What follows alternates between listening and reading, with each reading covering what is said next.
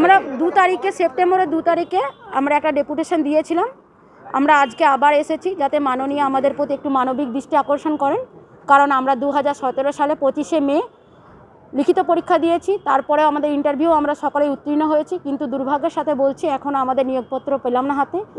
তিনি আমাদেরকে ওয়েটিং রেখে দিলেন, আমাদের পিডিএফ আকারে র্যাঙ্কও দিলেন না এবং পিডিএফ আকারে লিস্টও দিলেন না। এমনকি আরটিআই করেছিলাম, তার কিন্তু কোনো তথ্য আজও দিলেন না।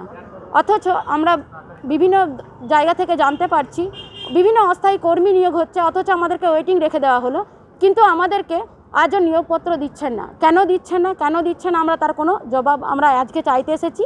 আর সবথেকে বড় যেটা হচ্ছে 578 একটা কেস ছিল, যেখানে 5222 জনের একটা মানে লিস্ট বেরিয়েছিল, ওই লিস্টে জয়েনিং করা হয়েছিল। তারপরে 578 যে শূন্য পদ, তখন ওখানে নোটিফিকেশনে বলা হয়েছিল যে যদি ইসি ক্যান্ডিডেট পাওয়া না যায় তাহলে মানে নন ইসি দিয়ে সেই শূন্যপদটা পূরণ হবে, কিন্তু আজও সেই 578 সিটটা ফাঁকাই রয়ে গেছে। তাই আজকে আমাদের কর্মসূচি, দিদি অবিলম্বে আমাদের সমস্ত ওয়েটিংদেরকে যেন জব দেয়। অল ওয়েটিং আমরা জব চাই।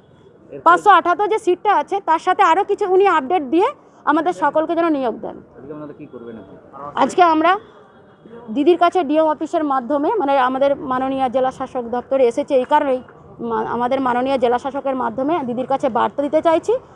এরপরে অন্তপক্ষে প্রায় 3 বছর উত্তীর্ণ হয়ে গেল প্রায়, আমাদের অল ওয়েটিং যেন জব দেওয়া হয়। আমার নাম শর্মা দাস। আর র্যাঙ্ক পিডিএফ এগুলো যেন মানে পিডিএফ আকারে যেন ওয়েটিংদের তালিকা প্রকাশ করা হয়।